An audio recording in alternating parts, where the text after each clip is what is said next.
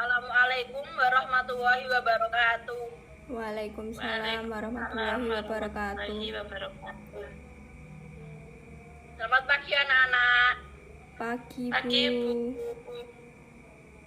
Baik, sebelum kita mulai pelajaran, sebaiknya kita berdoa terlebih dahulu.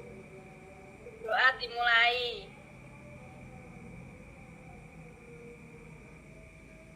Berdoa selesai. Sebelum belajar, Ibu akan mengecek kehadiran anak-anak ya. Yang pertama, Zainul Arifah, apakah hadir? Hadir, Bu. Yang kedua, Ramiatun, apakah hadir? Hadir, Bu. Baik, hari ini kita akan belajar tentang tema 3, peduli terhadap makhluk hidup. Sebelum kita mulai, apakah kalian tahu makhluk hidup itu apa saja? Tahu, Bu. Silakan disebutkan.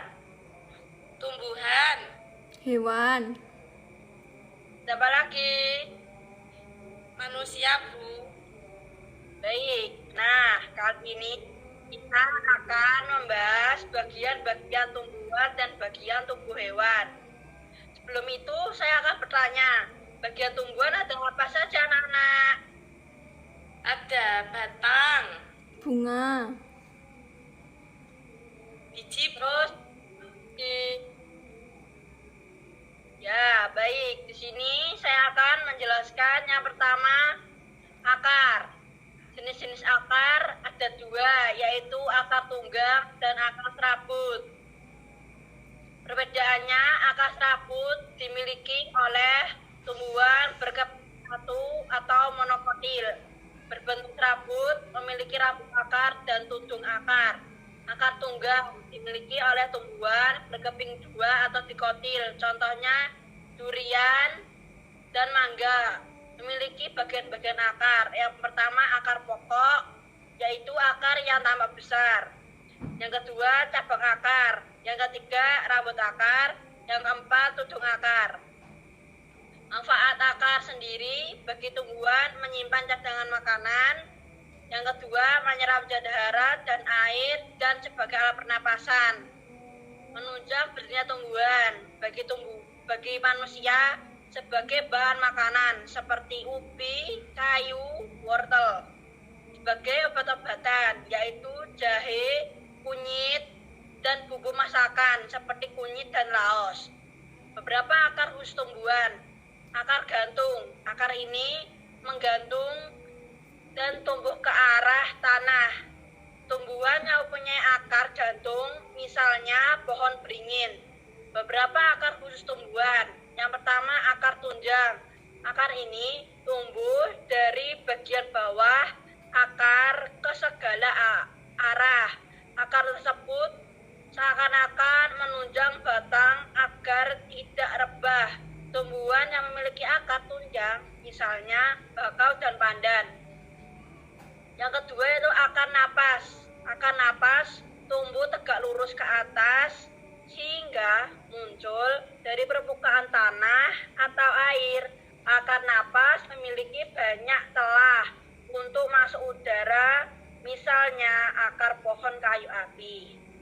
Yang ketiga itu akar pelekat.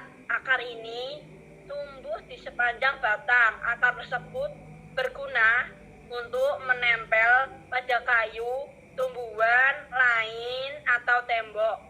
Akar pelekat dimiliki tumbuhan yang memanjat, misalnya akar tumbuhan ladat dan sirih. Yang kedua yaitu daun. Berdasarkan susunan tulang daun dibedakan menjadi 4, yaitu melengkung, menjari, dan menyirit tersejajar. Melengkung sendiri contohnya daun sirih, teratai. Kalau menjari contohnya pepaya, singkong. Menyirip contohnya durian dan mangga. Yang terakhir contoh dari daun sejajar yaitu padi dan jagung. Manfaat akar bagi tumbuhan itu sebagai tempat berfotosintesis, sebagai alat pernapasan tumbuhan melalui pori-pori daun atau stomata, sebagai tempat penguapan bagi manusia, yaitu sebagai bahan makanan, sebagai bahan obat-obatan, sebagai bahan pembungkus. Yang ketiga yaitu batang.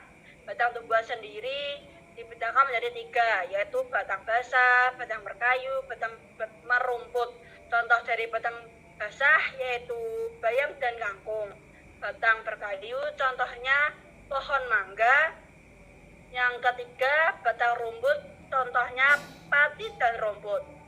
Manfaat batang bagi tumbuhan yaitu menyimpan cadangan makanan, mengangkut air dan darah, menopang agar berdiri tegak bagi manusia, sebagai bahan makanan, sebagai obat-obatan, sebagai bahan bangunan. Yang keempat yaitu bunga. Bagian-bagian bunga sendiri ada yang paling atas yang ini benang sari, ada mahkota, ada bakal buah, ada kelopak, ada tangkai bunga, ada bakal biji. Manfaat bunga bagi tumbuhan yaitu sebagai alat perkembangbiakan, sebagai hiasan tumbuhan, bagi manusia sebagai hiasan, sebagai obat-obatan. Yang kelima yaitu bunga dan biji. Bagian-bagian buah, yang pertama itu ada daging buah, yang kedua tangkai buah, yang ketiga biji, yang keempat kulit. Manfaat buah dan biji bagi tumbuhan yaitu buah melindungi biji. Biji adalah bakal tumbuhan baru. Bagi manusia sebagai bahan makanan, sebagai obat-obatan. Klasifikasi tumbuhan. Yang pertama berdasarkan bijinya, yaitu tumbuhan berbiji terbuka, tumbuhan berbiji tertutup. Berdasarkan tepi daun rata, tepi daun bergerigi, berdasarkan keping biji, tumbuhan berkeping 1, tumbuhan berkeping 2. Manfaat menanam dan memelihara tumbuhan. Yang pertama, memperindang lingkungan sekitar. Yang kedua, sebagai sumber makanan. Yang ketiga, membantu mengurangi polusi udara dan pemanasan global. Yang keempat, mempercantik lingkungan rumah. Yang terakhir, media belajar anak. Metamorfosis. Metamorfosis kupu-kupu yang pertama dimulai dari telur, ulat, kepompong, kupu-kupu, kuda, dan kupu-kupu dewasa. Metamorfosis kata yang pertama dimulai dari telur, cebong berkaki, kata berekor, kata muda, dan kata dewasa. Bagian tubuh hewan dan fungsinya. Paruh berfungsi untuk mengambil makanan. Paruh burung sesuai dengan jenis makanannya. Sayap burung berfungsi untuk bergerak terbang. Burung terbang dengan cara mengepakkan sayapnya. Ekor burung berfungsi menjaga keseimbangan burung saat terbang. Cakar burung berfungsi untuk mencengkeramasanya, seperti burung elang, dan untuk bertengger di dahan pohon seperti burung pipit. Mata berfungsi untuk melihat benda-benda di sekitarnya. Bulu burung berfungsi untuk menutupi tubuhnya dari udara sekitarnya. Bulu melindungi burung dari hawa dingin dan hujan. Penggolongan hewan berdasarkan hidupnya atau habitat. Hewan yang hidup di darat, contohnya seperti harimau, anjing, kucing, sapi, kuda, kambing, ular, dan lain sebagainya. Hewan yang hidup di air.